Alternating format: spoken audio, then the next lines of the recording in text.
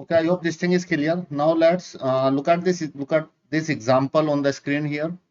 In this example, what we need to do, we need to find out the minors and cofactors of the element a11, a21 in the determinant. तो हमें miners find करने हैं और cofactors find करने हैं किस element के, केवल दो एलिमेंट के, a11 एलिमेंट के और a21 एलिमेंट के, right. So this is the determinant given in the general form. A11 elements are written here. So we need to find out the minor of this element and the minor of this second element, right? So let us find out the minor of the first element first, this a11. So minor of a11 is denoted by m11. और ये क्या आएगा, इसको hide करेंगे row and column. If we hide this, so what is the remaining element, a22, a32, a23, a33. So it is written here, right? And if we expand this multiplied by this, it comes out to be this one, and a32 multiplied by this, it comes out to be this. So this is the minor of a11, right? Now अब इसका cofactor हमें find करना है. We need to find out the cofactors.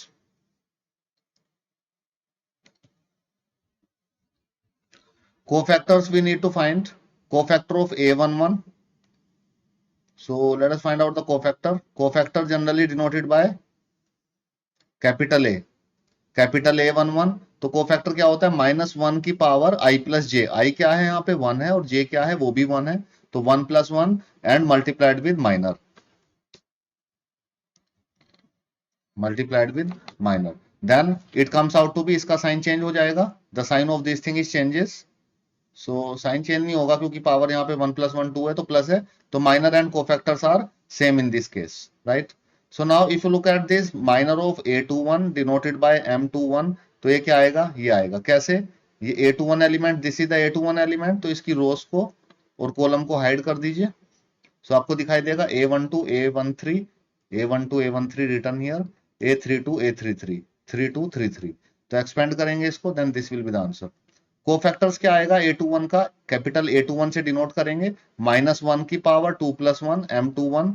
सो -1 की power odd number हो गया, 2 + 1 3, तो ये -1 आ जाएगा and m21 as it is. तो इसका साइन यहाँ पे चेंज हो जाएगा. आई hope this thing you can किसी भी एलिमेंट का माइनर और कोफैक्टर आप फाइंड आउट कर सकते हैं. जनरल वे में मैंने बताया and we have discussed this thing in with the help of the examples also on the previous pages. Now look at this remark here. In this remark, expanding the determinant del in example 21 along row 1 we have. So this is the example I have taken here. So they are saying that this is example 21.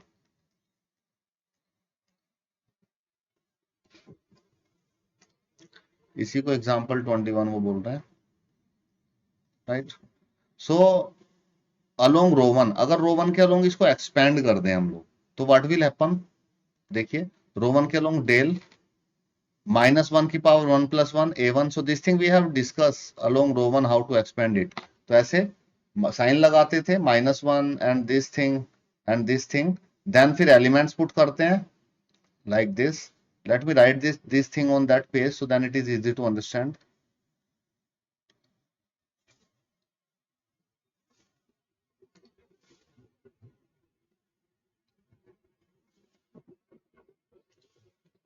Okay, look at this, इसको expand कर रहे हैं. Let me explain this how, कैसे expand किया. रो 1 के along expand करेंगे तो element a11 लेंगे, एलिमेंट a12 और a13. So this is row 1, right. तो देखिए यहाँ एलिमेंट रखा a11, a12 एंड a13. फिर यहाँ पे साइन लगाते थे अकॉर्डिंग टू दैट, -1 की पावर i + j. तो 1 एलिमेंट है तो 1 + 1, 1 एलिमेंट है तो -1 की पावर 1 + 2, और 1 एलिमेंट है तो -1 की पावर 1 + 3. ठीक है. फिर इनको हाइड करके ये डिटरमिनेंट फाइंड करते थे एक्सपेंशन में. ये कैसे आया है, लेट मी टेल यू. इसमें क्या किया है देखिए, इसको a11 एलिमेंट यहाँ पे लिखा हुआ है, तो a11 की रो को और कॉलम को हाइड कर दिया है. तो हमें क्या मिला, a22, a23, a32, a33 जो यहाँ पे लिखा है, राइट. तो ऐसे हम लोग इसको एक्सपेंड करते हैं. आफ्टर दैट देखिए सेकंड एलिमेंट कैसे आया है. Look at this second thing.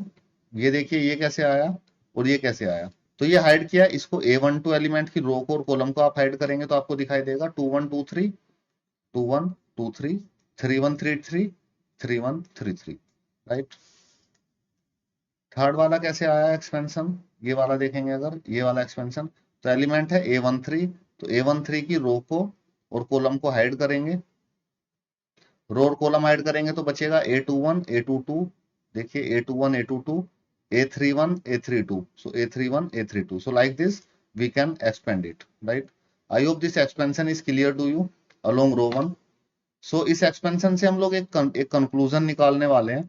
so look at this, ये क्या होगा, ये -1 की पावर ये और ये वाला, तो basically this is the cofactor, A11 का कोफैक्टर है, तो अगर साइन लगा दें एंड दिस इज माइनर, ये M11 है, this is M12, this is M13, तो माइनर्स हम लोग फाइंड करते हैं लाइक दिस.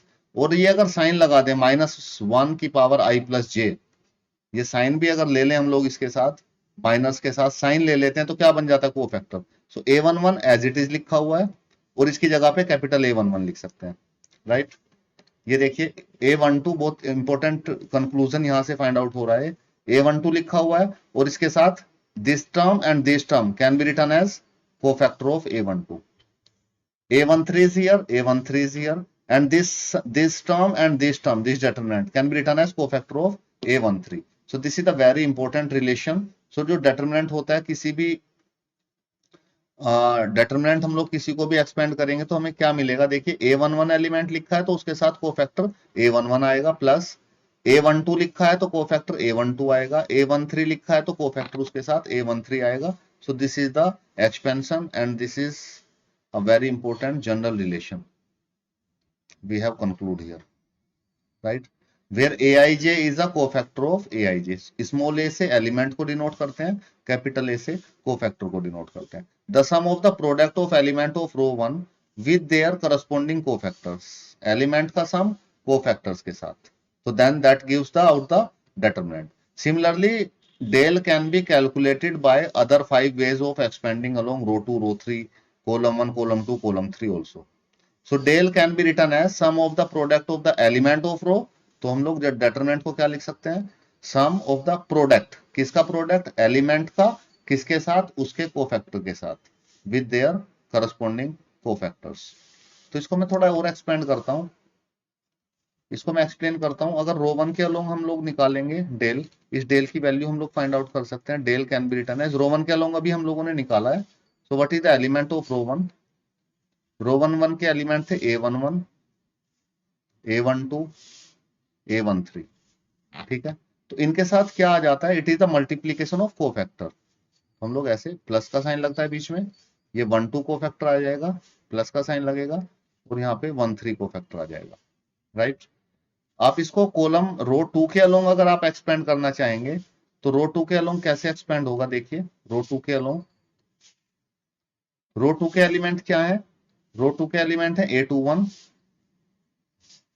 A22 A23, ठीक है. तो इनका किससे मल्टीप्लाई होगा, इनके कोफैक्टर से. तो इसका कोफैक्टर अगर यहाँ पे 21 लिखा हुआ है तो कोफैक्टर भी 21 का कोफैक्टर, 23 लिखा हुआ है तो किसका कोफैक्टर, A23, सॉरी 22 लिखा हुआ है यहाँ पे, 22 का कोफैक्टर, यहाँ पे 23 का कोफैक्टर. तो इस तरह से हम लोग रो 1 रो 2 के अलोंग एक्सपेंड कर लिया है. रो 3 के अलोंग बताता हूँ. सो ये 1 मार्कर क्वेश्चन यहाँ पे क्रिएट हो रहा है, तो आपको ये देंगे कि विच वन इज करेक्ट. सो रो 3 के अलोंग एलिमेंट देखिएगा, रो 3 के along 31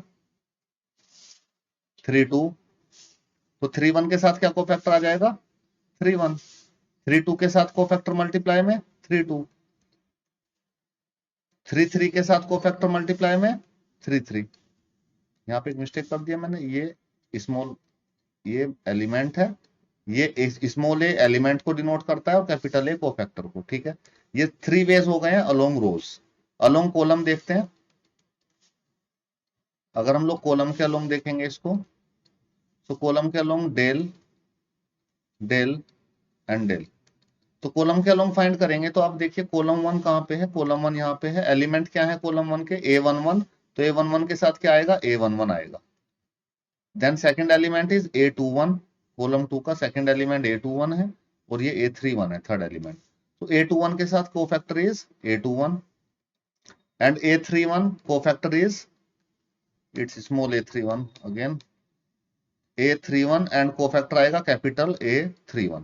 so this is the expansion along row, along column 1 के अलोंग एक्सपेंशन किया है और उसको हम लोग कोफैक्टर की फॉर्म में ऐसे हम लोग लिख सकते हैं.